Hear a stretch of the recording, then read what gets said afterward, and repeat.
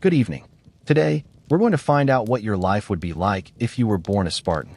Relax. You'll see just how incredible that would be. Let's get started.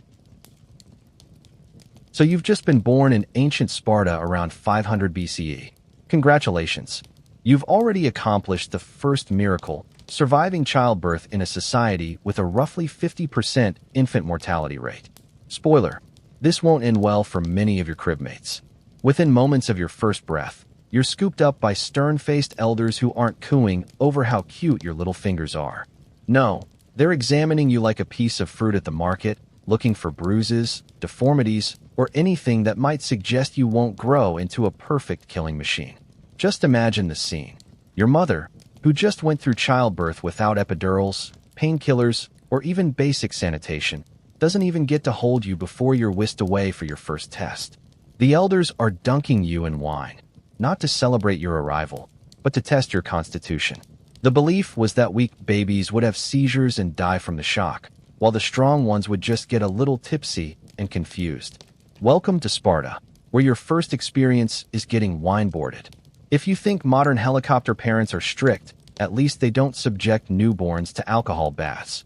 If you're a boy with any visible defects, a crooked limb, a misshapen head, or you simply don't look sturdy enough, you'll likely be carried to the slopes of Mount Taygetus and left there to die of exposure. This charming practice was called apotheosis, which roughly translates to leaving out. You think this is bad?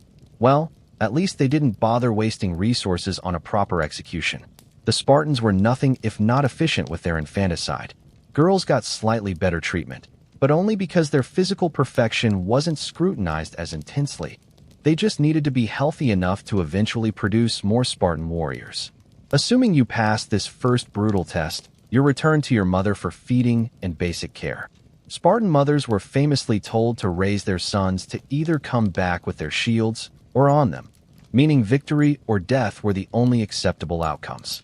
Your first lullabies probably included charming themes about glorious death in battle and the shame of retreat. If you're crying too much, don't expect coddling. Spartan babies were deliberately left to cry, not held when upset, and bathed in cold water rather than warm to toughen them up. This is actually the best part of your childhood. It only gets worse from here. For the first 7 years of your life, your mother is your primary caregiver, though her idea of nurturing might seem a bit unconventional. You'll be deliberately underfed to encourage you to develop cunning and learn to steal food. Yes, theft is actually encouraged, but only if you don't get caught. If you're caught stealing, you're not punished for the theft itself, but for your incompetence at theft. Just imagine trying to explain that concept to a modern kindergarten teacher. No, Mrs. Johnson, we don't punish little Leonidas for taking Timmy's lunch. We punish him because he was seen doing it. He needs to be more sneaky. By age 5, you're expected to run around nearly naked regardless of weather, with just a thin cloak for protection against the elements. Shoes. Those are for weaklings from Athens. Your feet will toughen up or you'll suffer. Those are the options. Your diet consists primarily of melas zomos, the infamous black broth made from boiled pig's blood, salt, and vinegar. One visiting dignitary from another Greek city-state allegedly tried this culinary delight and remarked that he now understood why Spartans were so willing to die in battle. Their food made death seem preferable. If you've ever complained about eating your vegetables, just be grateful your parents weren't serving you blood soup. While children in other Greek cities are learning to read, write, play music, and appreciate poetry, your education consists mainly of physical conditioning, fighting, stealing without getting caught, and enduring pain without complaint. You'll participate in regular competitions where winning is good, but showing pain is worse than losing. Your playmates are your future battle companions, and your games often involve inflicting and receiving actual injuries. If you tell your mother about getting hurt, she might just hurt you worse for complaining. Remember, this is all happening during what we now call your formative years. Oh, and did I mention the constant hunger? Since you're deliberately underfed, your growing body is constantly demanding more calories. This encourages you to steal food, as mentioned earlier, but it also means you're perpetually famished during crucial developmental years. You think school lunch programs cutting funding is bad. Spartan children would dream of having the luxury of even the most deplorable modern school lunch. Your growth might be stunted, but hey, At least you'll be really good at sneaking around and have an impressive pain tolerance by age 7. If you're a girl, your childhood is slightly less brutal, but don't get too excited. While you won't be taken away from military training at age 7, you'll still be expected to develop physical strength through wrestling, running, javelin throwing, and discus. The goal isn't to turn you into a warrior, but to ensure you'll produce strong warrior sons one day. Your education will include some basic literacy and numeracy, but physical training takes precedence. Unlike girls in other Greek city-states who were kept indoors learning domestic skills, you'll exercise outdoors, often in minimal clothing, which scandalizes visitors from other parts of Greece. Progressive for women's physical education? Sure. Done for the right reasons? Not exactly.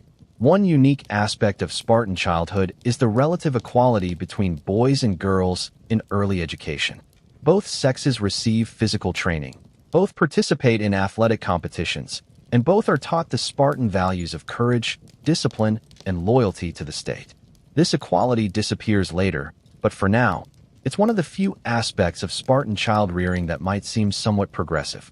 Of course, this equality exists primarily because the state views both sexes as resources to be developed for its benefit, not out of any early feminist ideology. As your 7th birthday approaches, the real fun is about to begin.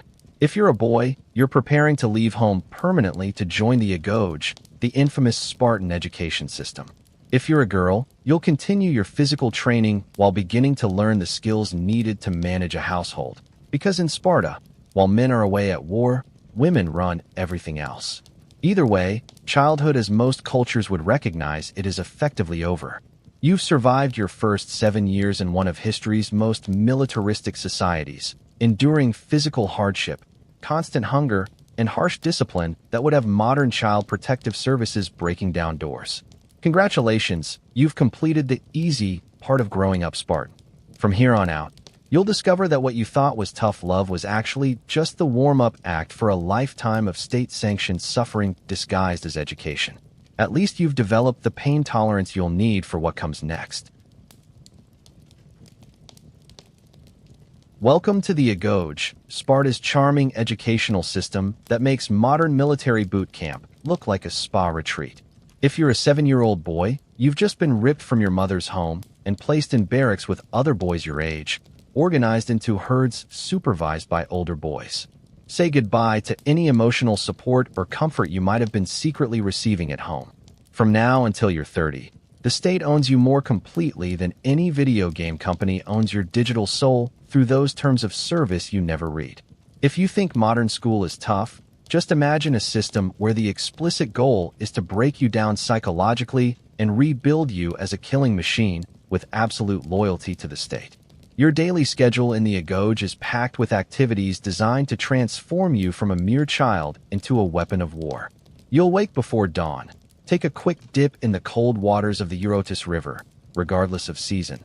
Hypothermia is just another weakness to overcome, and then begin a day filled with physical training, fighting drills, and specialized forms of Spartan torture disguised as character building. Your uniform consists of exactly one garment, a thin red cloak called a phoinikis. That's it. No shoes, no underwear, no additional layers for winter. The idea is that you'll either adapt to the elements or die trying. Spoiler, this won't end well for the physically weaker children. The educational curriculum is refreshingly streamlined compared to today's overstuffed academic programs. Reading and writing? You'll learn the basics, enough to understand military orders and maybe read simple laws. Math? Just enough to count your enemies and calculate basic battle formations. Science, literature, philosophy, art? What are those? While Athenian kids are debating ethics and learning to play the lyre, you're learning the fine arts of spear thrusting and throat punching. Your teachers are older boys and young men who recently went through the same abuse and are eager to pass on the trauma. It's like a pyramid scheme of violence, where the payment is the opportunity to inflict on others what was inflicted on you. Hunger remains your constant companion, as the food provided is deliberately insufficient. You're still expected to steal to supplement your diet, but the punishments for getting caught have escalated. Remember how I mentioned you'd be encouraged to steal food, but punished for getting caught? Well, there's a charming story about a Spartan boy who stole a fox. hid it under his cloak, and allowed it to claw his stomach to death rather than be discovered with the stolen animal. When this story is told as an inspirational example rather than a horrifying tragedy, you know you're dealing with a seriously disturbed educational philosophy. Just imagine a modern school principal praising a student for dying rather than admitting to cheating on a test. Physical training includes running, wrestling, discus throwing, javelin throwing, and various combat drills, all performed barefoot on rough terrain and in all weather conditions. Competitions are frequent and intense, with the goal being not just to win, but to demonstrate absolute disregard for pain or discomfort. If you're injured during these activities, displaying pain is worse than the injury itself. The boys who cry or show weakness are subjected to public humiliation and additional training. This is actually the best part of your day, because at least during physical training, the expectations are clear and the pain is straightforward. Then there's the cryptia, a charming coming-of-age ritual for promising teenage boys in the Agoge. Selected youths are sent into the countryside with nothing but a knife and tasked with surviving while killing helots, the state-owned slaves who do all the actual work in Sparta, who are caught outside after dark. Yes, you read that correctly. Part of your education involves murdering unarmed slaves to prove your stealth and ruthlessness. It's like a school field trip, except instead of visiting a museum, you're committing state-sanctioned murder against the oppressed working class. If you think modern hazing rituals are problematic, they typically don't involve turning teenagers into assassins targeting an enslaved population. Social education is equally delightful. Older men regularly visit the training grounds to observe the boys, asking them difficult questions and demanding immediate, clever responses. Hesitation or stupid answers earn you a painful box on the ear or worse. This practice, called skirting, is meant to develop quick thinking and verbal agility. The Spartans valued laconic speech, brief, pithy, and to the point. In fact, the word laconic comes from Laconia, the region where Sparta is located. So while Athenian youth were learning to deliver lengthy, eloquent speeches, you're learning to grunt memorable one-liners like an ancient Greek Arnold Schwarzenegger. Your sleeping arrangements would horrify modern parents and delight modern prison wardens. You'll sleep on a mattress made of reeds that you collected yourself from the Eurotas River. Not reed cloth, actual bundles of river reeds, with all the accompanying pokiness and dampness. In winter, you're allowed to add thistle to your bedding for extra warmth. Yes, thistle, the prickly plant. The theory was that the discomfort would keep you alert even while sleeping, ready to spring into action. If you think your dorm room twin XL mattress is uncomfortable, at least it doesn't include deliberately placed pointy vegetation. The relationships formed during the Agoge were complex and often troubling by modern standards. Older male mentors would select younger boys to take under their wing in relationships that combined elements of mentorship, adoption, and romantic attachment. These relationships were encouraged by the state as part of the bonding process that would eventually create unwavering loyalty among soldiers. The older partner was responsible for the younger boy's development and was held accountable for his failures. If you think parent-teacher conferences are awkward, imagine a system where your mentor gets publicly flogged if you perform poorly on your not showing pain while being whipped examination. One particularly delightful tradition involved annual whipping contests at the temple of Artemis Orthia. Boys would be flogged at the altar, sometimes to death, while they competed to see who could endure the most lashes without crying out. Spectators, including parents, would cheer as if watching a sporting event. Winners received great honor, and some boys were so determined to win that they would smile through the ordeal, even as they died from the injuries. If you think modern sports parents are intense, imagine cheering while your child is being whipped to the point of potential death. That's my boy, not a tear. So proud. Intellectual development wasn't completely ignored, though it took forms that would baffle modern educators. You'll memorize the poems of Tertius, which glorified dying in battle and shamed those who retreat. You'll learn Spartan history, heavily edited to emphasize Spartan greatness. And you'll participate in structured debates with your peers, though these often focus on topics like, what is the most efficient way to kill an enemy, rather than what is justice, or other philosophical questions explored in Athenian schools. Critical thinking is encouraged, but only when applied to military strategy. Questioning Spartan values or traditions is about as welcome as suggesting a vegan option at a Texas barbecue competition. By your late teens, if you've survived this long, you're entering the final phases of your education. The physical training intensifies, if you can believe that's possible. You'll now participate in the phalanx drills, learning to move in perfect coordination with your fellow soldiers, shields overlapping, spears extended in unison. The Spartan phalanx was nearly unbeatable because of this perfect coordination, achieved through years of drilling until movements became instinctive.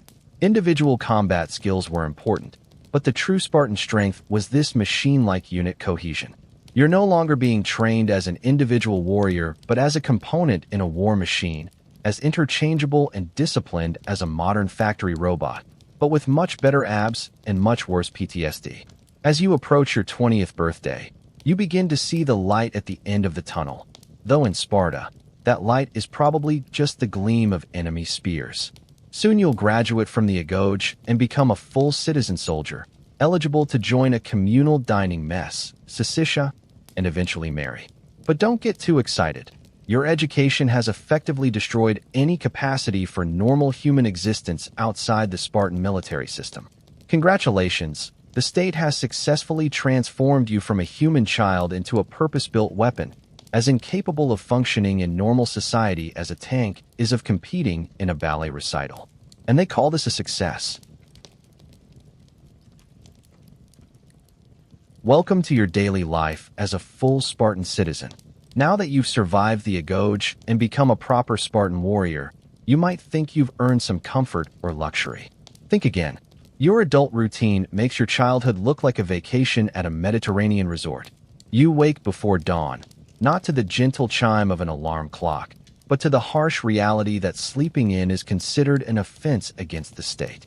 If you think modern morning routines are rough, at least you don't have to start your day by bathing in the ice-cold Eurotas River regardless of season.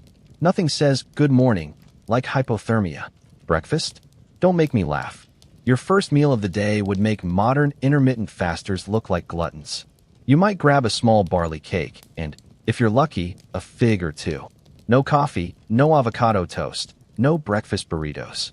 Just enough calories to ensure you don't pass out during your morning military drills. The Spartan diet is famously austere, centered around that delightful culinary creation known as melas zomos, or black broth, a soup made from boiled pig's blood, salt, and vinegar. Spoiler, this won't end well for your taste buds. Foreign visitors famously remarked that after tasting Spartan cuisine, they understood why Spartans were so willing to die in battle. After your meager breakfast, it's time for military training. Even though you're now a full citizen and have completed the agoge, your life still revolves around preparing for war. You'll spend hours drilling with your syssitia mess unit, practicing formations, and honing combat skills. These men are your permanent military and social unit. You eat, train, and fight alongside them for your entire life. If you think modern workplace team-building exercises are intense, imagine spending every waking and sleeping moment with your colleagues, knowing your lives literally depend on each other. Enforced workplace cohesion takes on a whole new meaning in Sparta. Personal hygiene is surprisingly important to Spartans, though not for the reasons you might think. You'll dedicate time each day to grooming, not for vanity, but because military readiness demands it. Long hair is the fashion for Spartan men, carefully maintained and often styled before battle. This isn't a fashion statement. Spartans believed long hair made men look taller, more terrifying, and distinguished them from slaves. Just imagine spending precious minutes styling your warrior locks while still unable to master basic literacy. Your beard will be neatly trimmed and your body scrubbed clean with olive oil rather than soap. You'll use a strigil, curved metal tool, to scrape the oil and dirt from your skin. Think of it as an ancient loofah that doubles as a potential weapon. Around midday comes your main meal, which you don't enjoy at home with your family, but at your syssitia with your military brothers. Each member contributes a monthly quota of food, barley, wine, cheese, figs, and a little money to buy meat. If you fail to provide your share, you lose your citizenship rights. That's right. In Sparta, meal planning is a matter of national security. The food is simple, portions are regulated, and even kings eat the same meals as regular soldiers. If you think modern diet culture is restrictive, in Sparta, eating too much or showing too much enjoyment of food was considered shameful and effeminate. Your dining table conversation? Military strategy, political discussions, and mockery of anyone showing weakness. Delightful. Afternoon activities vary slightly depending on whether Sparta is actively at war, but they generally involve more training, mock battles, or hunting. Recreation exists, but always with a military purpose. Hunting isn't just for food. It's practice for tracking and killing enemies. Ball games improve coordination and team cohesion. Swimming strengthens the body while providing practical skills for warfare. If you think modern fitness enthusiasts are intense about functional training, Spartans were the original CrossFit fanatics, except instead of posting their WODs on Instagram, they were preparing to impale their neighbors. What about leisure time? Well, the concept barely exists in Sparta. The closest thing to downtime might be gathering with your Sisisha brothers to sing songs glorifying Sparta and fallen heroes, or to engage in competitive verbal sparring. Spartans prized the ability to deliver cutting, concise retorts, the original sick burns. Your insult comedy would need to be on point, as clever wordplay was one of the few intellectual pursuits respected in Spartan society. If you think modern roast battles are harsh, Spartan verbal contests could determine your social standing among your peers. Your mama jokes take on a whole new dimension when they can affect your military position. What about family life? Despite being a full citizen now, you don't actually live with your wife and children. Until age 30, you continue living in barracks with your fellow soldiers. Even after 30, when you can technically establish a household, you're still required to eat at the Sisisha and spend most of your time with your military unit. Marriage is expected. In fact, bachelors are subject to humiliation and legal penalties, but your relationship with your wife is, by modern standards, bizarre at best. Your wedding night traditionally involves the bride having her head shaved, being dressed in men's clothes, and left alone in a dark room for you to visit briefly before returning to your barracks. If you think modern relationships are complicated, imagine a marriage where sneaking away to see your own wife is the norm rather than the exception. Sex in Sparta isn't just about pleasure or even procreation. It's another aspect of life controlled by the state. If an older, respected citizen decides your wife would produce good offspring with him, you might be expected to share her. Conversely, if you're an exceptional warrior but your wife is barren, you might be encouraged to impregnate another man's wife. This is actually the best part of Spartan marriage: complete freedom from concepts like sexual jealousy or possessiveness. The state's interest in producing strong future warriors trumps any notion of romantic exclusivity. If you think modern polyamory requires good communication, try navigating relationship dynamics where the government is your relationship counselor, matchmaker, and eugenics program all in one. Your home, when you eventually establish one, would shock modern interior decorators with its simplicity. Spartans prided themselves on austere living quarters with minimal decoration. Luxury was not just discouraged, but actually illegal. Laws prohibited complex tools for building houses. Only the axe and saw were allowed, ensuring homes remained simple. Your furniture would consist of basic wooden pieces, your dishes would be functional rather than decorative, and any display of wealth through home decor could result in fines or public censure. If you think minimalist design is trendy now, Spartans were enforcing a Marie Kondo lifestyle 2.5 millennia ago, except instead of asking if items spark joy, they asked if items might make you soft and unspartan. The evening brings a light supper, again with your Sisisha rather than your family, followed by more songs, storytelling, and discussion of military matters. Alcohol is present but strictly controlled. Unlike other Greeks who might water down their wine slightly, Spartans watered their wine extensively, considering drunkenness a shameful loss of control. That said, helots, state slaves, were occasionally forced to drink pure wine until they were severely intoxicated, then paraded before young Spartan men as object lessons in the disgrace of losing self-control. If you think modern scared straight programs are problematic, imagine forcing an oppressed class to become intoxicated so you can mock them as a social education tool. As night falls, you return to your barracks, or later in life, perhaps make a brief visit to your own home and wife, before retiring to your reed mattress. Tomorrow will be virtually identical to today, as will the day after that, and every day until you're too old to serve or die in battle. The crushing uniformity of Spartan daily life would drive most modern humans to madness within a week, but for you, it's the only reality you've ever known. You've been conditioned since birth to find comfort in routine, to value conformity over individuality, and to see your existence as meaningful only insofar as it serves the Spartan state. Congratulations, you've achieved the perfect work-life balance. If your definition of life is more work but with spears. Your job title in Sparta is refreshingly straightforward: warrior. That's it. That's the whole resume. While modern professionals craft elaborate LinkedIn profiles highlighting their diverse skill sets and experiences, your Spartan CV would consist of exactly one line: I kill people for Sparta. If you're looking for career diversity, alternative paths, or following your passion, you've been born in the wrong Greek city-state. Congratulations, your career path was decided before you took your first breath. If you think modern parents are pushy about career choices, at least they don't typically enforce their preferences through state-mandated military service from age 7. As a Spartan citizen, your primary occupation, really your only legitimate occupation, is preparing for and engaging in warfare. The term citizen, homoioi, in Sparta literally translates as equals or peers, but could just as accurately be translated as full-time professional warriors who are forbidden from doing anything else. This isn't a career you chose. It's the only option available to you. Other Greek city-states had citizens who were farmers, merchants, artisans, or philosophers. In Sparta, all those jobs are handled by non-citizens. Perioikoi, free non-citizens, handle trade and crafts, while helots, state-owned serfs, handle agriculture. You think modern job specialization is extreme? Sparta specialized its entire social structure so that citizens could focus exclusively on being living weapons.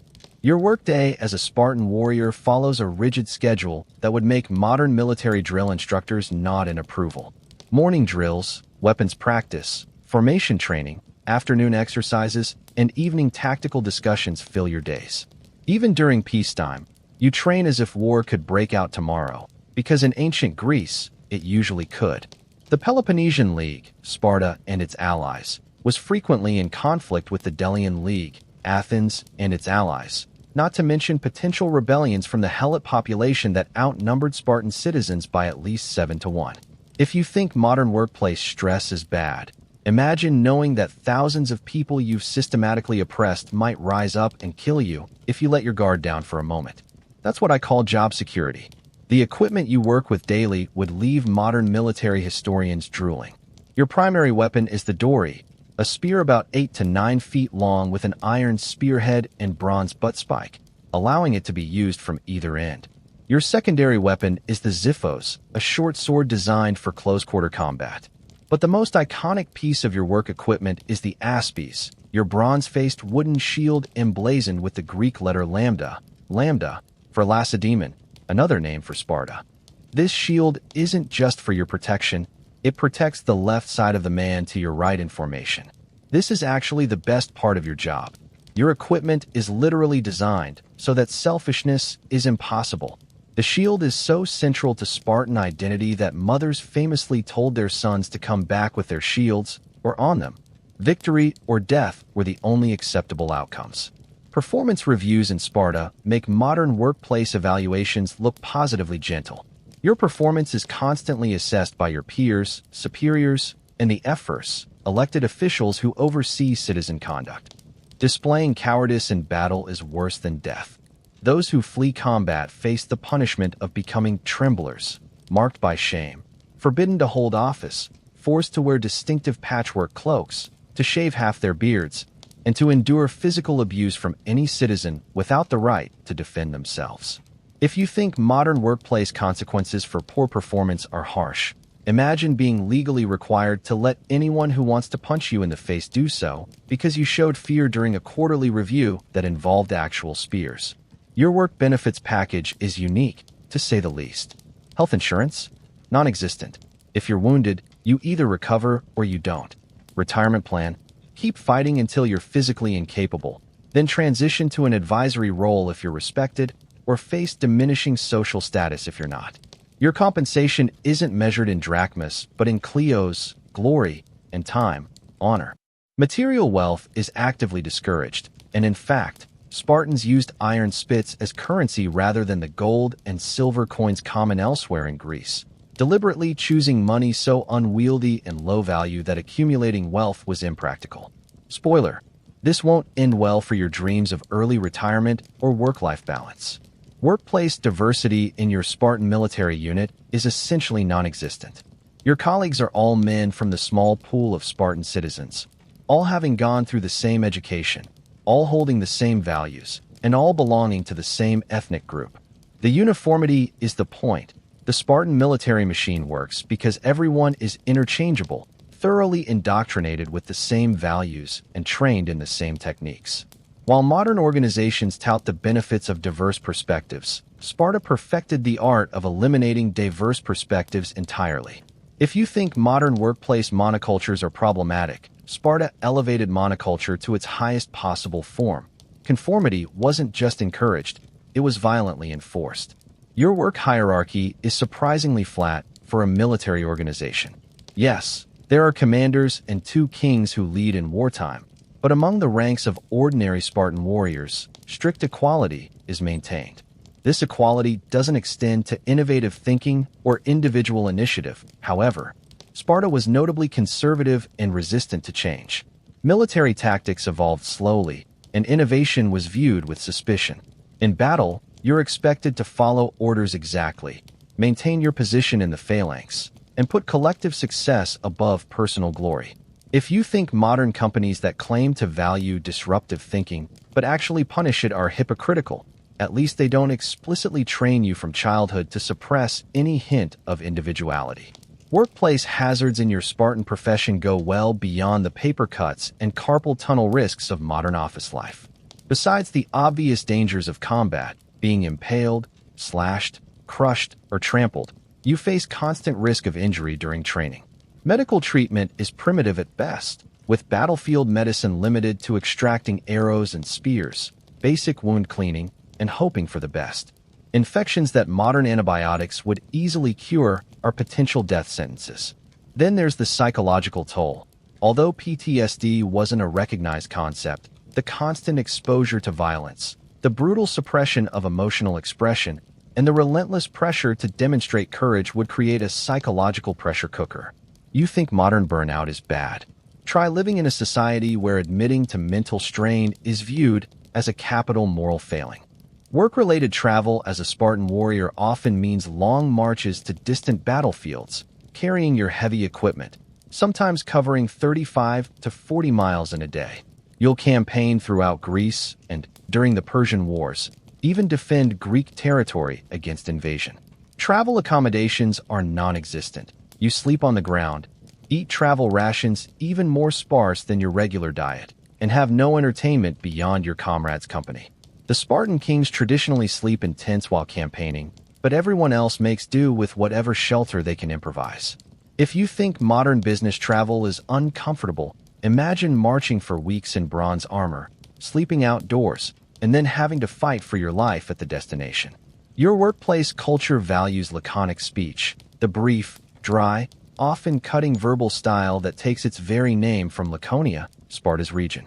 Lengthy explanations are viewed with suspicion, and the highest verbal praise comes from saying much with few words. When Philip II of Macedon sent a threatening message stating, "If I enter Laconia, I will raise Sparta to the ground," the Spartan ephors replied with a single word, "if." This isn't just a communication preference. It's a deeply ingrained cultural value that shapes how you interact with colleagues. If you think modern workplace communication tools like Slack encourage brevity, Spartan communication makes the most concise email seem wordy by comparison. Your most successful work presentations would consist of a single, devastating sentence rather than a PowerPoint deck. The work-life separation that modern employees struggle with simply doesn't exist in Sparta. Your work is your life, your colleagues are your social circle, and your leisure activities are just different forms of work preparation. The total dedication to military readiness means that everything from your diet to your sleeping arrangements to your family structure is designed around your job. Even sex is viewed primarily as a duty to produce more warriors rather than as personal pleasure or expression of intimacy. If you think modern complaints about work encroaching on personal time are valid, and they are, consider that the concept of personal time or private life would be literally incomprehensible to you as a Spartan citizen. At the end of your workday, if you can even call it that since your entire life is your job, you might reflect on the purpose of all this training and fighting. The stated mission is to preserve Sparta's freedom and dominance, to never submit to foreign rule, and to maintain the Spartan way of life. The irony, which would be lost on you but is painfully obvious to modern observers, is that in the name of preserving Spartan freedom, you've sacrificed nearly every freedom an individual might value. Choice of occupation, personal expression, family life, pursuit of knowledge, artistic creation. You've dedicated your entire existence to a system that treats you as a replaceable component rather than as a human being with unique potential. You're not so much living a life as fulfilling a function, less a person than a weapon with legs. But at least you get to wear that stylish red cloak. So you've managed to survive both the Agoge and several years as a Spartan warrior. Congratulations. Now let's talk about your thriving social life. And by thriving, I mean rigidly controlled by the state to an extent that would make modern dictatorships look like anarchist communes. If you think modern relationship advice columns are complicated, just wait until you navigate the bizarre social labyrinth that is Spartan society. Spoiler, this won't end well for anyone hoping for normal human connections. Let's start with your family life, which bears about as much resemblance to modern family dynamics as a military boot camp does to a luxury resort. Remember how you don't actually live with your wife and children? That's just the beginning of the oddities. Your marriage was likely arranged with an eye toward producing strong offspring, not because of anything so frivolous as mutual attraction or compatibility. The wedding ceremony itself was a strange affair where your bride had her head shaved, was dressed in men's clothing, and was left alone in a dark room. You then snuck in, consummated the marriage, and promptly returned to your barracks. If you think modern dating is difficult, imagine a society where courtship consists primarily of ritual kidnapping and state eugenics programs. Your relationship with your wife is complicated by the fact that you rarely see her. Until age 30, you're still living in barracks, making conjugal visits in secret, often sneaking away from your military duties for quick romantic rendezvous. Even after 30, when you can technically live at home, you still take all your meals with your military mess unit and spend most of your time training. Your wife, meanwhile, has been raised with more physical freedom than women in other Greek city-states, making her strong, outspoken, and capable of running not just your household, but handling business matters while you're away at war, which is most of the time. If you think modern couples struggle with work-life balance, try maintaining a marriage where date night requires actual espionage skills. Fidelity in Sparta has a unique definition that would make modern relationship counselors choke on their coffee. If an older, respected citizen decides your wife would produce good offspring with him, you might be expected to share her. Conversely, if you're an exceptional warrior but your wife is barren, you might be encouraged to impregnate another man's wife. The state's interest in producing strong future warriors trumps any notion of romantic exclusivity. This is actually the best part of Spartan marriage, the complete freedom from concepts like sexual jealousy or possessiveness. Just imagine trying to explain to a modern couples therapist, "We're having problems because the government hasn't assigned either of us to breed with other people yet, and it's creating tension." Parenthood in Sparta makes modern helicopter parents look positively negligent by comparison, though in exactly the opposite direction. After investing considerable effort in producing a child, you then largely hand that child over to the state at age 7, if it's a boy, to be raised in the Agoge. Your role as a father isn't to nurture, support, or even particularly know your child. It's primarily to create the raw material for another Spartan warrior. Your emotional connection to your offspring is considered far less important than their utility to the state. If you think modern parents struggle with letting go when kids leave for college, imagine willingly surrendering your 7-year-old to a brutal training system designed to either make them killers or kill them in the attempt. Friendships in Sparta are primarily formed within your syssitia, mess unit, the group of about 15 men with whom you eat, train, and fight. These bonds are intensely close, forged through shared hardship and mutual dependence in battle. The modern concept of brothers in arms doesn't begin to capture the depth of these connections. These men know your every weakness, strength, and habit, and your lives literally depend on each other daily. Your messmates will be the ones who either carry your body home on your shield or who you'll carry home on theirs. If you think modern friendships formed through team-building exercises are meaningful, try forming bonds while experiencing near-death situations together several times a year. Dating and romantic love, as we understand them today, barely exist in your Spartan experience. Marriage is for procreation, and while affection might develop between spouses, the limited contact and practical nature of the relationship leaves little room for romance. However, Sparta, like much of ancient Greece, practiced pederasty, institutionalized relationships between older men and adolescent boys that combined elements of mentorship, education, and romantic attachment. These relationships were encouraged by the state as part of the bonding process that would eventually create unwavering loyalty among soldiers. If you think modern discussions about age-appropriate relationships are complex, Spartan society operated with entirely different assumptions about what constituted appropriate connections between individuals. Social hierarchy in Sparta is both simpler and more brutal than most modern systems. At the top are the homoioi, equals, the citizen warriors of which you are one. Below you are the perioikoi, dwellers around, free non-citizens who handle trade, craftsmanship, and other necessary functions that citizens are forbidden from performing. At the bottom are the helots, a massive enslaved population who outnumber Spartans by at least 7 to 1 and who perform all agricultural labor. This isn't just casual inequality. It's institutionalized oppression on a scale that would make modern human rights advocates spontaneously combust. If you think modern social inequality is problematic, Sparta maintained its entire society through a system of brutal subjugation that included ritual humiliation and state-sanctioned murder of helots. Social events in Sparta bear little resemblance to modern gatherings. There are religious festivals, to be sure, but even these focus heavily on military displays and athletic competitions. The Gymnopedia featured naked youths performing war dances and athletic feats, while the Carnea included military competitions.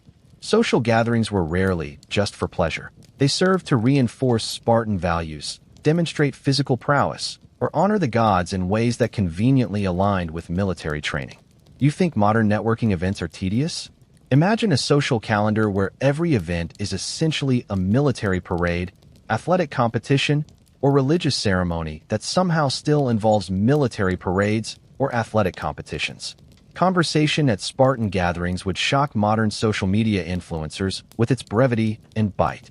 The Spartan ideal of laconic speech, saying much with few words, means that verbal exchanges are terse, often cutting, and highly valued when they deliver maximum impact with minimum verbiage.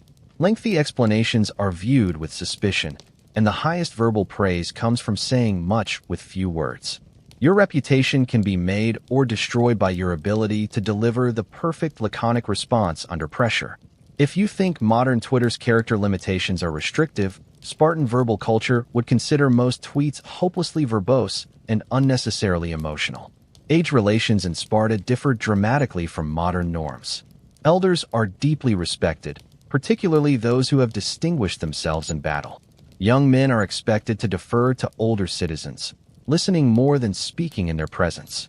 However, this respect doesn't translate into gentleness. Elders are often the harshest critics of youth, constantly testing and challenging them. One unique aspect of Spartan society is that older men without sons often adopted promising youths, creating a complex network of non-biological kinship ties that strengthen social cohesion. You think modern extended families are complicated? Try navigating a social system where virtually any older man might claim quasi-parental authority over you based on his assessment of your potential. At the heart of all Spartan relationships lies the state, always watching, always judging, always ready to intervene if your connections threaten to prioritize personal bonds over civic duty. Romance, friendship, family ties, all are secondary to your obligation to Sparta. Modern concerns about government surveillance have nothing on a social system designed from the ground up to subordinate every human relationship to the needs of the state. Your most intimate connections exist not for your fulfillment or happiness, but to make you a more effective weapon in Sparta's arsenal. If you think modern complaints about work-life balance are valid, in Sparta, the concept would be meaningless. Your life belongs to the state, and all your relationships are ultimately just different aspects of that fundamental reality. The ultimate irony of Spartan social life is that it created perhaps the most cohesive fighting force in ancient history, while simultaneously engineering one of history's most sterile societies in terms of cultural, intellectual, and artistic development. The same system that made Spartan warriors nearly unbeatable in formation also ensured that Sparta contributed almost nothing to philosophy, drama, architecture, or literature.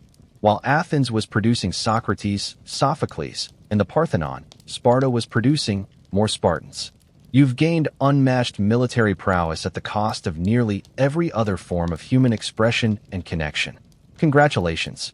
Your society is the ancient world's equivalent of a perfectly optimized algorithm that accomplishes exactly one task brilliantly while failing at everything else.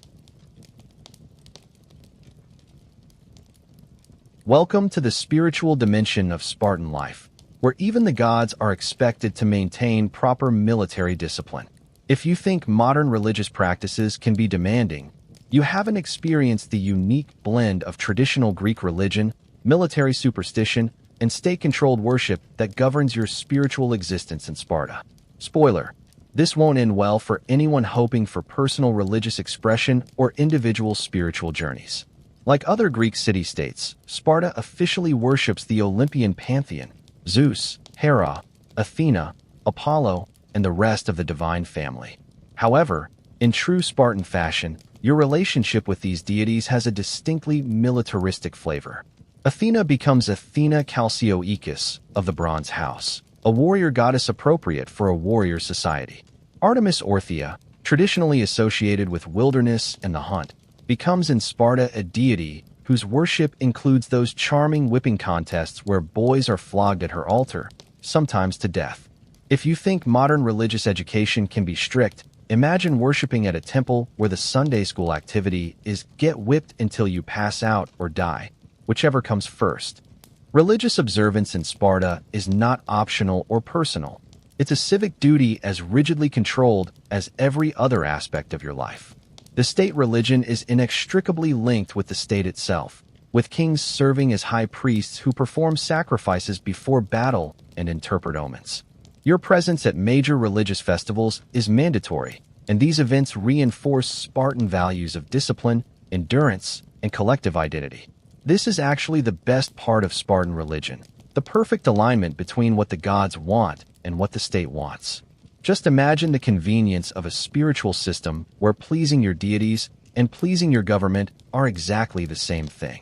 Divination and omens play a crucial role in Spartan military decisions.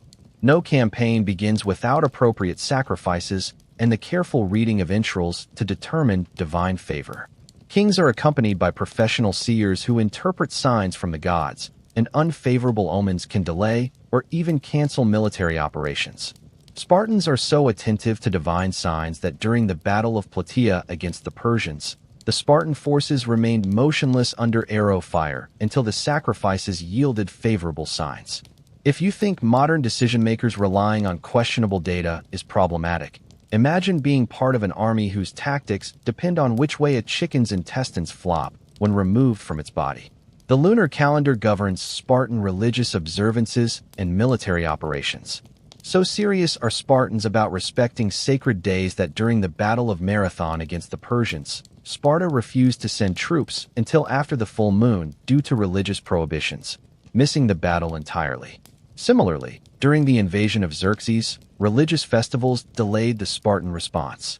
You think modern work life conflicts around holidays are complicated? Try explaining to an invading Persian army that you can't defend your homeland right now because it's a holy day, but you'll be happy to reschedule the existential battle for next week.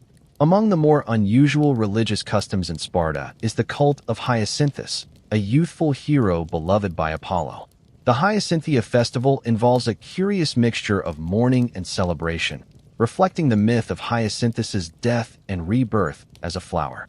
What makes this particularly Spartan is how even this seemingly romantic myth becomes integrated into the military ethos, with youths performing war dances as part of the celebrations. If you think modern holiday traditions have strayed from their origins, in Sparta, even a festival about a god's doomed love affair somehow becomes another opportunity for military displays. Your personal relationship with the gods is heavily mediated through state ritual and collective worship. Private religious expression exists, but is secondary to public ceremonies that reinforce social cohesion. This contrasts sharply with modern individualistic approaches to spirituality. The gods are not primarily concerned with your personal moral development or individual salvation. They care about Sparta's survival and glory. Your individual relationship with them matters primarily insofar as it contributes to collective success. If you think modern organized religion can sometimes emphasize institutional needs over individual spiritual growth, Spartan religion takes this tendency to its logical extreme.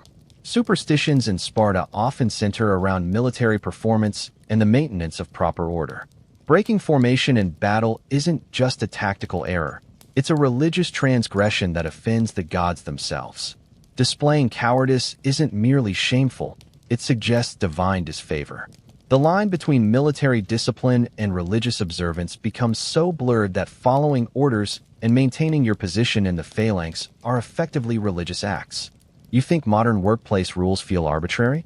Try living in a society where moving your shield 6 inches in the wrong direction might not only get you killed, but also damn your immortal soul. Death and funeral practices reveal much about Spartan values.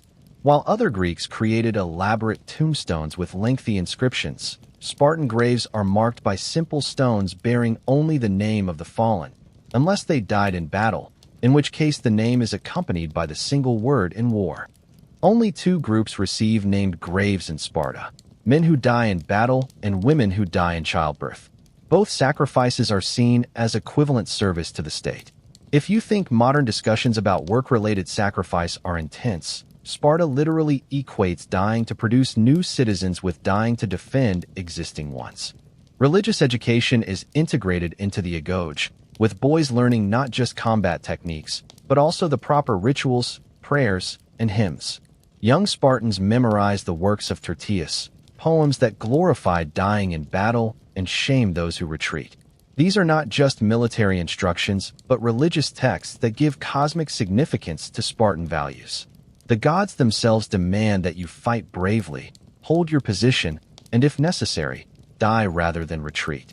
If you think modern religious education can sometimes emphasize selective texts, Spartan spiritual formation is laser-focused on those divine messages that happen to align perfectly with military necessity. Foreign cults and religious innovations are viewed with deep suspicion in conservative Sparta. While Athens embraces new deities and evolving religious practices, Sparta remains committed to traditional forms of worship. Religious conservatism reinforces political conservatism, creating a society resistant to change in all its forms. Novel religious ideas might not just be rejected, they could be seen as threats to the state itself. If you think modern religious institutions can sometimes resist change, Spartan religious conservatism makes them look like radical innovators by comparison. Ultimately, the most distinctive feature of Spartan religion might be its thorough subordination to military and political needs. Other Greek cities certainly connected religion with civic identity, but Sparta takes this integration to extraordinary lengths.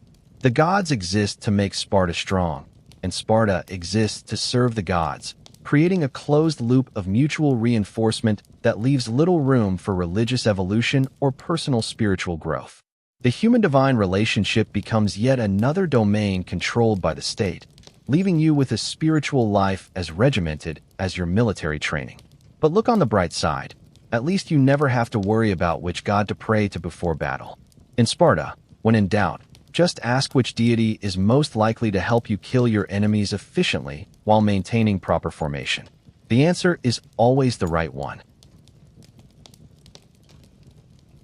So, you've managed to survive the agoge, establish yourself as a warrior, navigate Sparta's bizarre social structures, and perform all the required religious rituals without offending the gods or the Ephesus. Congratulations! Now let's discuss all the delightful ways your daily life as a Spartan might suddenly end.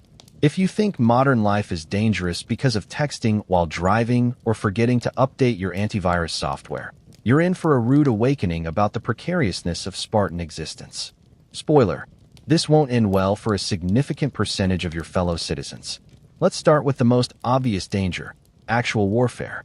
As a Spartan, your entire life is built around combat, and despite your superior training, war remains stubbornly lethal. The hoplite phalanx formation offers protection through unity, but once that formation breaks, individual warriors become vulnerable. A spear through the neck, a sword to the gut, or a well-placed arrow can end your glorious career rather abruptly. And while Spartan armor is excellent by ancient standards, it leaves plenty of exposed areas. If you think modern workplace hazards like carpal tunnel syndrome are concerning, try navigating a battlefield where every colleague around you is actively trying to create openings in your defensive line so their colleagues can turn you into a human shish kebab. Disease poses another constant threat in a world without antibiotics, vaccines, or basic understanding of germ theory. That small cut you got during training? It could fester into a life-threatening infection. The water you drink from streams during military campaigns, possibly teeming with bacteria or parasites. Even something as simple as food poisoning could prove fatal in an era where rehydration therapy consisted of drink some wine and pray to Apollo. This is actually the best part of Spartan medical care, the incredible simplicity of the diagnostic process. Your options are essentially recover naturally, die, or if you're lucky, benefit from some herb with actual medicinal properties administered by someone who also thinks illness is caused by an imbalance of bodily humors or divine displeasure. Speaking of food, the Spartan diet itself poses certain health risks. The infamous black broth, melas zomos, that delightful concoction of boiled pig's blood, salt, and vinegar, while protein-rich, offers little in terms of balanced nutrition. The deliberately sparse diet, designed to keep warriors lean and encourage resourcefulness, stealing food, means chronic malnutrition is a constant companion. Nutritional deficiencies can weaken the immune system, affect bone density, and impair wound healing. Not ideal for someone whose job description includes get stabbed at occasionally. If you think modern fad diets are extreme, they at least don't intentionally keep you hungry as a matter of state policy. The Agoj training system, while effective at creating hardened warriors, takes a severe physical toll. Injuries sustained during your youth, broken bones improperly set, joint damage from constant combat practice, scarring from ritual whipping, accumulate over time. By your 30s or 40s, chronic pain from these old injuries becomes yet another daily battle. Without effective pain management beyond wine and willpower, many Spartan veterans likely suffered in silence, as complaining about pain would be seen as weakness. You think modern sports create long-term health problems? Imagine a training system that deliberately breaks children's bodies to rebuild them as weapons, with zero concern for their quality of life past their fighting prime. Internal Spartan politics presents another deadly hazard. The dual kingship, 5 ephors, elected officials, and council of elders, Gerousia, create a complex power structure ripe for intrigue. Kings have been deposed, exiled, or executed for real or perceived failures. The famous King Leonidas of Thermopylae was sent on what was essentially a suicide mission with just 300 Spartans, at least partly because of political maneuvering by his opponents. If you rise to any position of authority, your military prowess won't protect you from political enemies armed with accusations of cowardice, corruption, or impiety.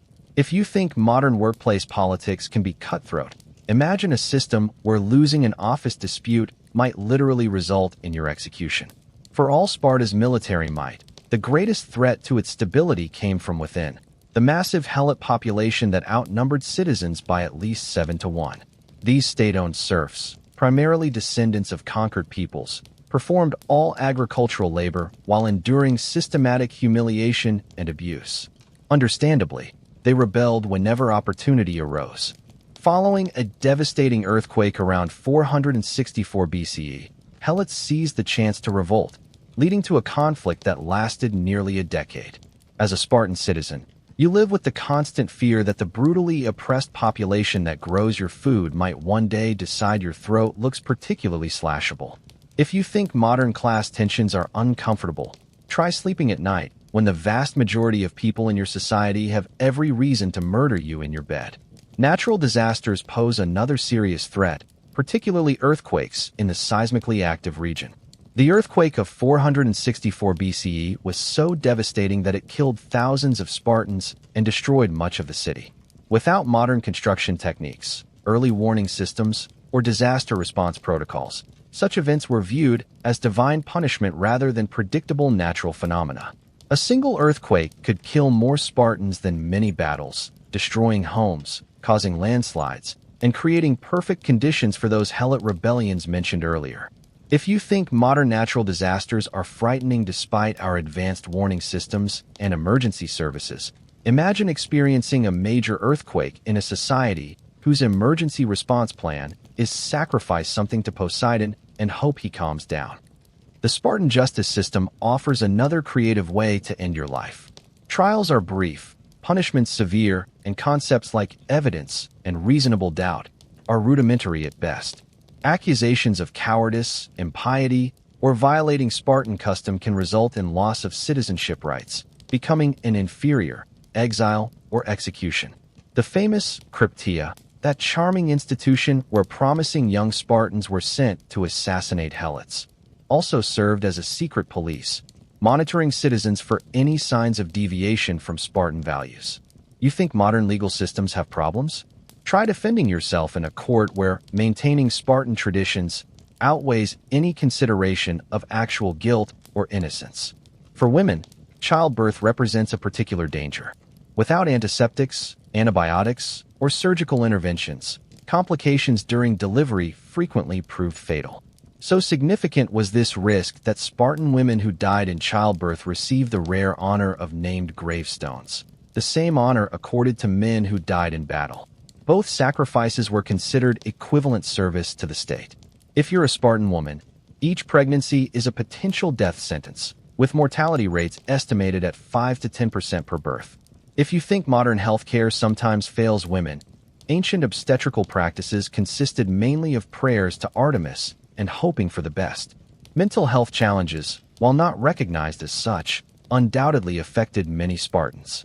The brutal agoge system, constant military pressure, suppression of normal emotional expression, and experience of combat would create what we now recognize as perfect conditions for PTSD, depression, and anxiety disorders.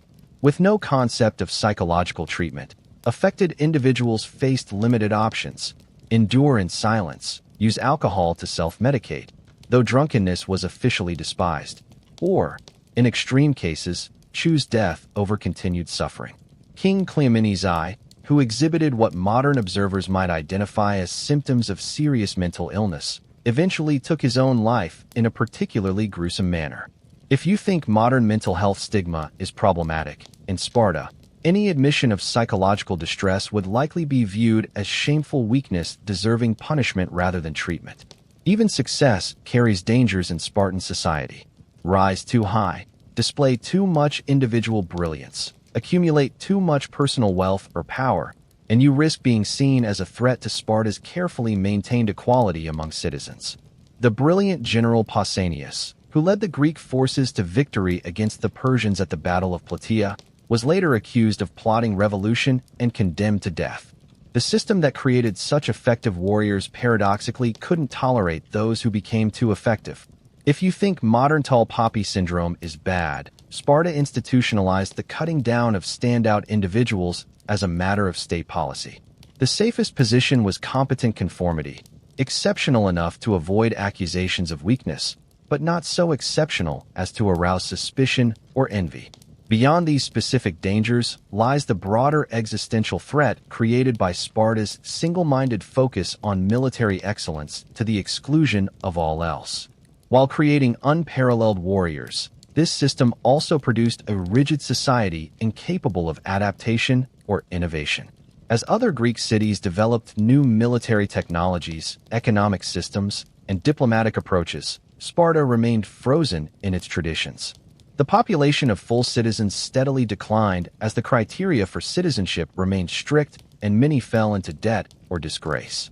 By the time Philip II of Macedon, father of Alexander the Great, rose to power, Sparta was already a shadow of its former self, clinging to past glory while the world changed around it. The ultimate danger to Sparta wasn't defeat in battle. It was irrelevance in a changing world that no longer operated according to the rules that had once made Sparta great. The final irony of Spartan life is that the very system that made you such a fearsome warrior in the short term ensured the eventual extinction of your way of life in the long term. But hey, at least you looked really intimidating with that red cloak and long hair while it lasted. Welcome to the highlight reel portion of your Spartan existence, where we examine the rare opportunities for glory or the much more common possibilities for spectacular failure. If you think modern resume building or social media fame is challenging, wait until you see what it takes to distinguish yourself in a society where exceptionalism is simultaneously demanded and deeply suspicious. Spoiler: this won't end well for anyone hoping to be remembered as an individual rather than as an interchangeable cog in the Spartan war machine. The battlefield naturally offers the primary stage for Spartan glory. This is where your lifetime of brutal training finally pays off in a dazzling display of coordinated violence. The most celebrated Spartan heroes aren't typically recognized for individual achievements or solo heroics. That's an Athenian or Homeric ideal. Instead, the perfect Spartan hero distinguishes himself by being the perfect team player, holding his position in the phalanx even under extreme pressure, and dying, if necessary, rather than retreating. If you think modern workplace recognition for being a team player feels like faint praise, in Sparta it's literally the highest compliment possible. Congratulations, your greatest individual achievement is being indistinguishable from the guy next to you. The gold standard for Spartan glory was established at the Battle of Thermopylae in 480 BCE, where King Leonidas and his 300 Spartans, plus several thousand allies who get conveniently downplayed in the retelling, held off the massive Persian army before being overwhelmed. Their defeat became Sparta's most celebrated victory, a paradox that perfectly captures Spartan values.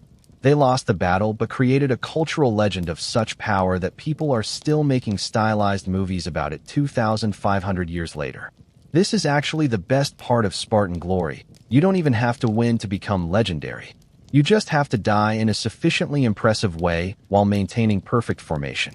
If you think modern performance metrics are confusing, try navigating a value system where glorious failure outshines practical success. For those hoping to distinguish themselves without dying, opportunities exist but are more limited. Exceptional performance in the Olympic Games or other Pan-Hellenic competitions could bring prestige to both the individual and Sparta.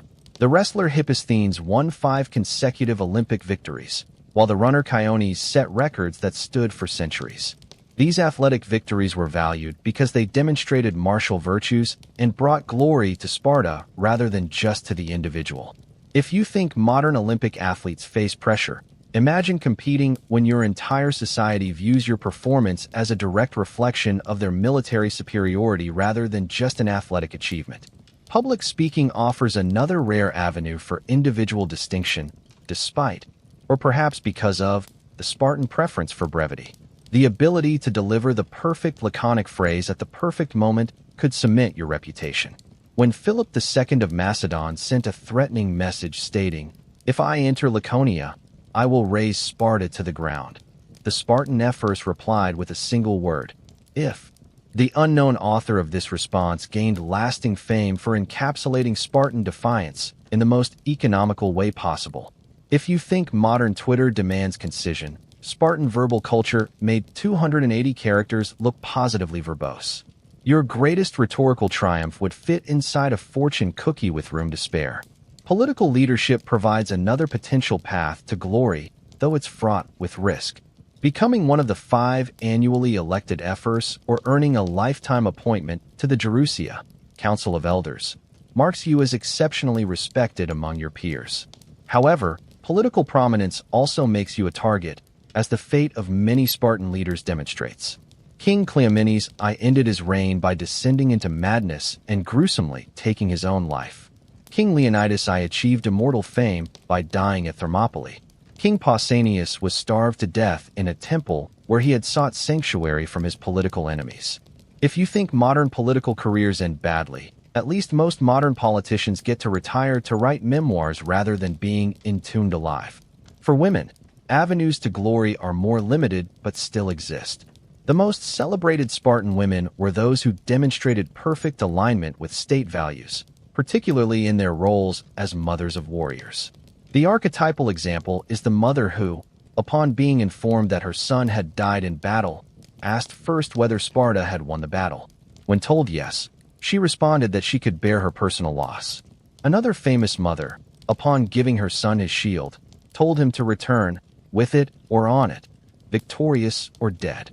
If you think modern mommy wars create pressure, imagine a parenting culture where your child's willing self-sacrifice is considered your greatest achievement as a mother.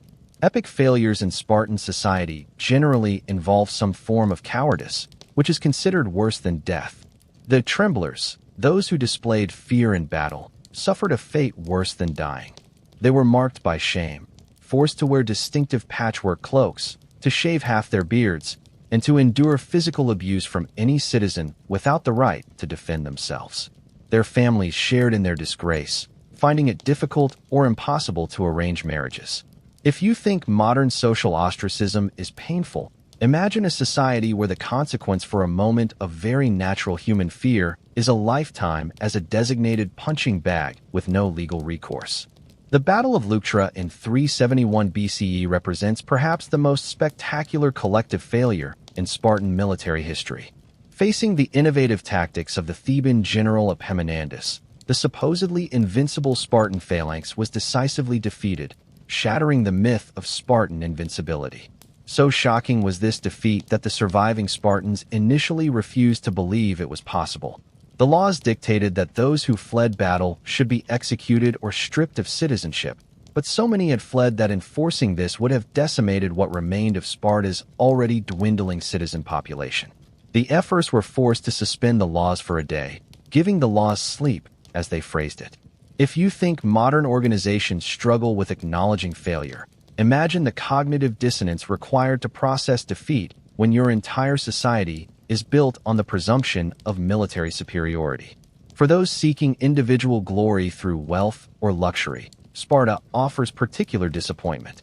The legendary lawgiver Lycurgus allegedly established a system using iron spits as currency rather than gold or silver coins, deliberately choosing money so unwieldy and low value that accumulating wealth was impractical. While this extreme system evolved over time, the cultural disdain for visible wealth remained. The Spartan king Agesilaus II, despite his power, was celebrated for his simple lifestyle and refusal of Persian bribes. If you think modern minimalism is trendy, Sparta was enforcing a Marie Kondo lifestyle through social pressure and legislation 2.5 millennia ago. Except their question wasn't, does it spark joy? But rather, could this make you soft and unspartan? Innovation represents another path to failure rather than glory in conservative Sparta. While Athens celebrated novelty in art, philosophy, and technology, Sparta viewed change with deep suspicion. The musician Timotheus allegedly had the extra strings cut from his lyre by an ephor who objected to his musical innovations. The state that had perfected the hoplite phalanx showed little interest in developing new military technologies or tactics, eventually finding itself outmaneuvered by more adaptive opponents. If you think modern organizations can be resistant to change, Sparta institutionalized conservatism to a degree that eventually proved suicidal, preserving its traditions perfectly while the world evolved around it. Perhaps the most peculiar aspect of Spartan glory is how little material evidence remains of individual achievements. While Athens left us the Parthenon, countless statues, plays, philosophical texts, and historical accounts, Sparta produced almost no enduring cultural artifacts. The archaeological record of this supposedly great civilization is surprisingly sparse. The society that placed such emphasis on glory and remembrance paradoxically left relatively little for posterity to remember it by, beyond the accounts written mostly by non-Spartans. If you think modern concerns about legacy are challenging, imagine creating a society so focused on military excellence that it produced virtually nothing else of lasting value. No great buildings, artworks, literature, or philosophy. Your greatest cultural export became merely the idea of Sparta, a concept increasingly detached from historical reality even during antiquity. The final irony of Spartan glory is that the most famous Spartans are largely remembered for how they died rather than how they lived. Leonidas and his 300 at Thermopylae, King Cleomenes' dramatic suicide, the mothers celebrating sons who never returned from battle. Spartan fame is inextricably linked with Spartan death. The system that trained you from birth to be an unparalleled warrior offers you the reward of being well remembered primarily if you die in accordance with its values. Your glory, such as it is, consists mainly in being a perfect example of Spartan programming, an interchangeable excellence that paradoxically renders you anonymous even in victory.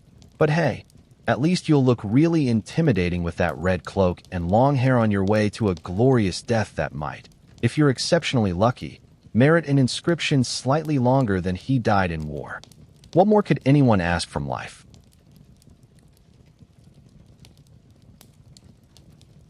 So you've defied the odds and survived decades of warfare, training, and Spartan cuisine to reach what modern society would call your golden years. Congratulations. Now prepare for a retirement plan that makes working until you drop at Walmart look like winning the lottery. If you think modern aging is challenging, wait until you experience the Spartan version of senior living, where the assisted part of assisted living means they might assist you right off a cliff if you become too burdensome. Spoiler: this won't end well for anyone hoping for a peaceful, dignified retirement. Let's start with the good news. If you've made it to old age as a Spartan citizen, you've already accomplished something remarkable. You've survived the agoge, countless battles, possible helot rebellions, earthquakes, diseases, and the constant scrutiny of your peers. The average life expectancy in ancient Greece hovered around 35 to 40 years, though this figure is skewed by high infant mortality. If you've reached your 60s, you're an outlier, the ancient equivalent of a modern centenarian. This is actually the best part of growing old in Sparta, the sheer statistical impressiveness of your continued existence. If you think modern senior citizen discounts are exciting, in Sparta, just waking up each morning past 60 is its own reward. For the fortunate few who reach proper old age, the most prestigious position available is membership in the Gerousia, the council of elders consisting of 28 men over 60 plus the 2 kings. These elders wield significant political power, proposing legislation to the assembly, serving as a supreme court in criminal cases, and acting as a check on the king's authority. Selection to the Gerousia is for life and based on a rather unusual election method. Candidates parade before the assembly, and whoever receives the loudest shouts of approval wins. No speeches, no campaigns, just a pure popularity contest based on decades of service. If you think modern political campaigns are undignified, imagine seeking office through what amounts to an ancient Greek applausometer. Physical decline presents particular challenges in a society built entirely around martial prowess. While other Greek city-states valued intellect, artistic ability, or commercial success, attributes that might actually improve with age, Sparta's singular focus on physical perfection means that aging itself becomes a kind of failure. Your body, once the perfectly honed weapon of the state, inevitably betrays you. Joints damaged by decades of training and warfare grow stiff, old battle wounds ache in the cold, and the rigorous exercises that once proved your worth become increasingly difficult. If you think modern society's youth obsession is problematic, try aging in a culture where physical decline isn't just personally disappointing, but almost treasonous. The Spartan approach to healthcare for the elderly would make modern insurance companies blush with its brutal efficiency. Without antibiotics, effective pain management, or surgical interventions for age-related conditions, elderly Spartans largely suffered in silence. Showing pain or complaining about ailments would violate the lifetime of training in stoic endurance. Some ancient sources suggest that Spartans who became too old or infirm to contribute to society might be encouraged to end their lives voluntarily. If you think modern end-of-life care has ethical challenges, Imagine a system where your continuing existence past your useful military years might be viewed as an unnecessary drain on limited resources. Family relationships in old age follow the same pattern of state supremacy that characterized your entire life. Unlike other Greek societies where elders might reasonably expect to be cared for by their children, Spartan family bonds remained secondary to civic obligations. Your sons would still be actively serving in the military, your daughters managing households, and all of them subject to the same demands of state service that governed your life. If you think modern elderly neglect is concerning, imagine a society where family members' first duty is explicitly to the state rather than to each other, and where visiting an aging parent might require permission from a military commander. Housing arrangements for elderly Spartans reflected the same austerity that characterized their earlier years. No retirement communities or senior living facilities existed. You would continue living in the same simple dwelling, with the same minimal comforts that had always been permitted.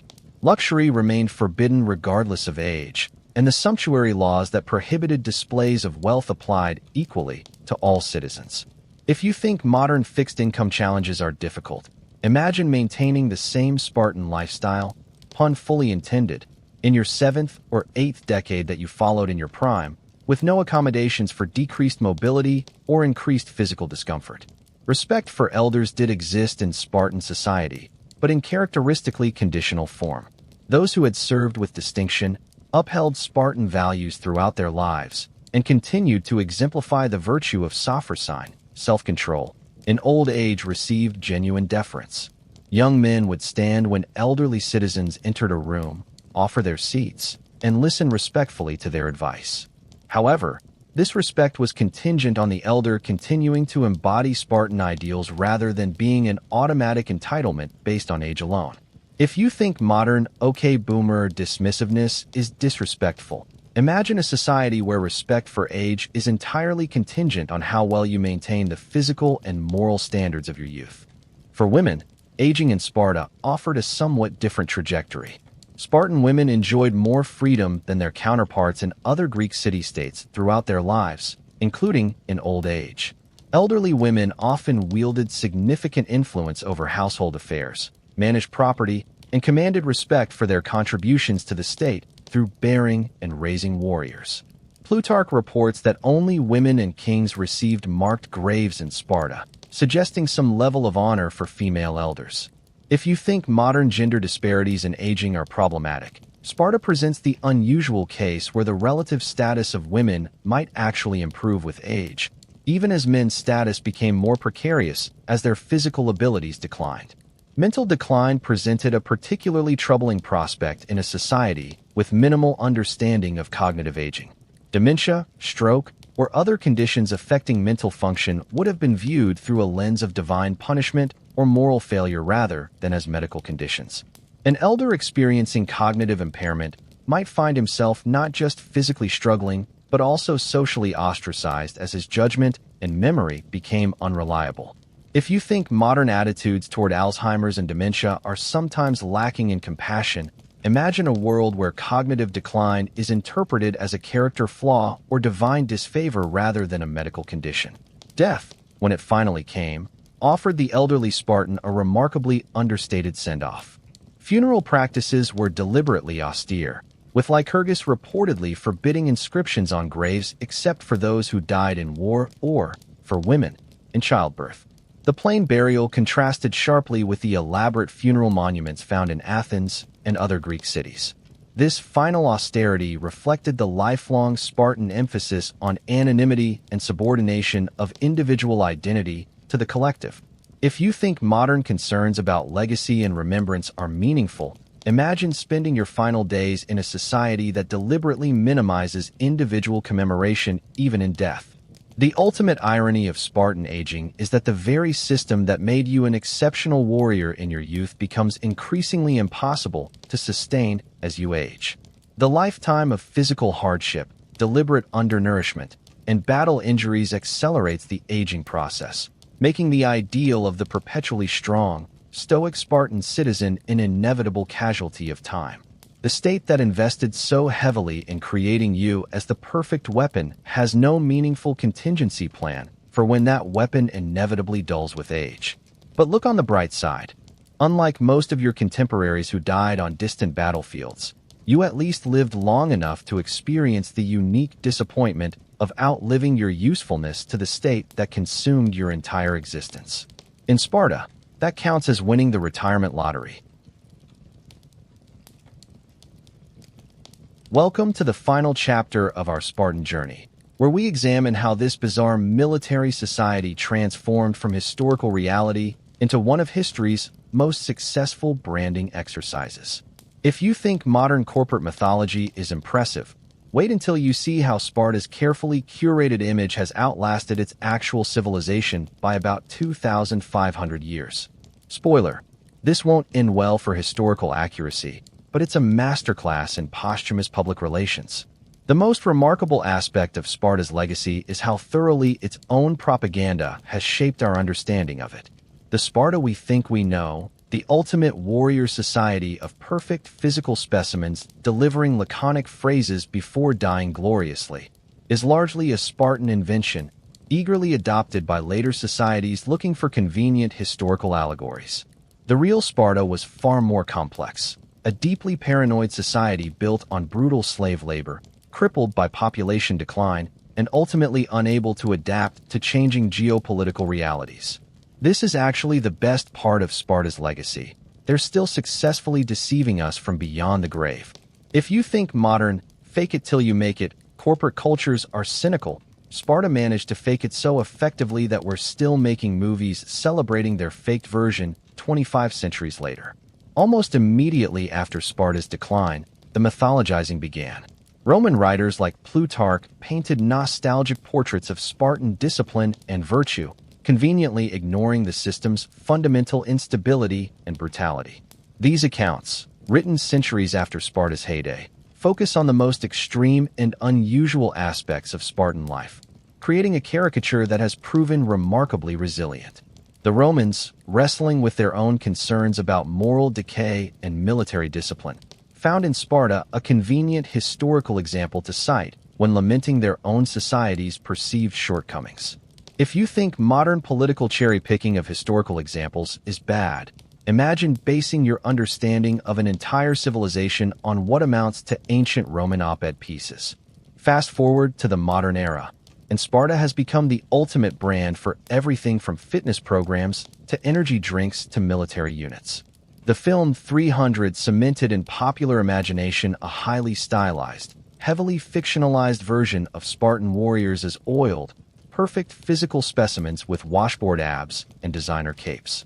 Just imagine trying to explain to an actual Spartan that in the future, people would pay good money for workout programs promising to make them look like Spartans, while eating diets with more calories in a single meal than a real Spartan might consume in days. The irony would be completely lost on him, primarily because he'd be too busy trying to kill you for being a suspiciously well-fed foreigner. Modern military organizations remain particularly enamored with Spartan imagery and ethos.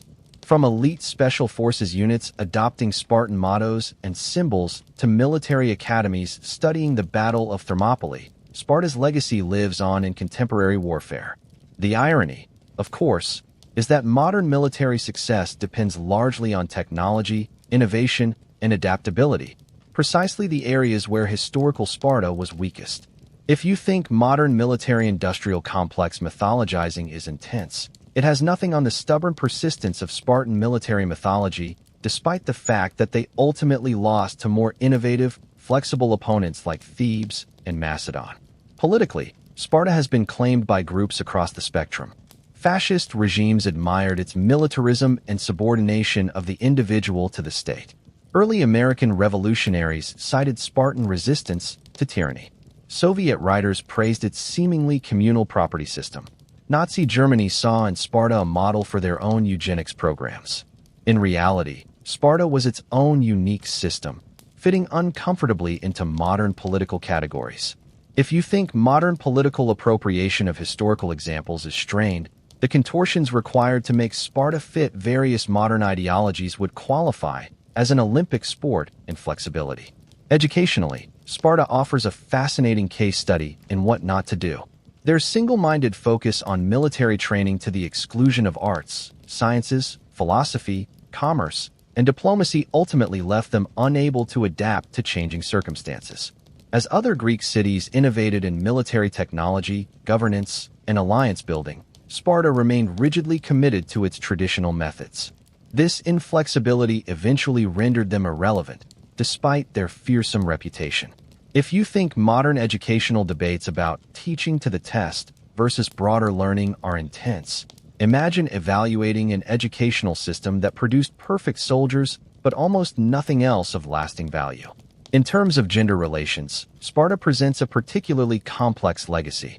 Spartan women enjoyed freedoms unheard of in other Greek city-states. They could own property, receive physical education, speak publicly, and exercise authority over households and estates.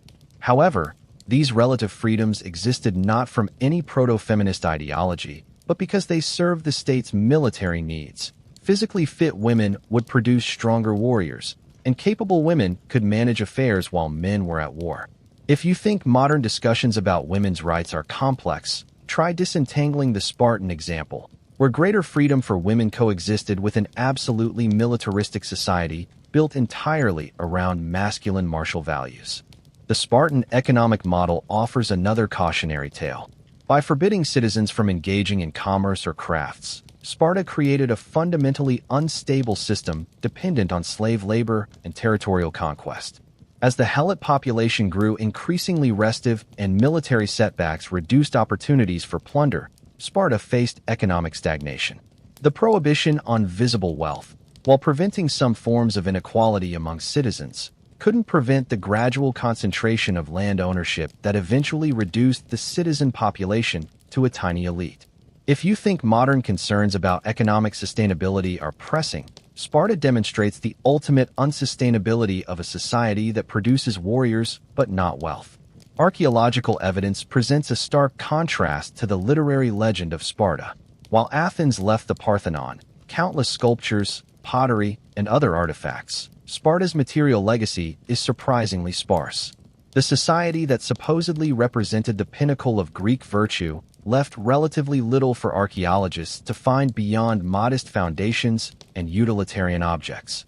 This archaeological modesty aligns with Sparta's professed values of austerity, but makes it difficult to verify many aspects of Spartan life described in later texts.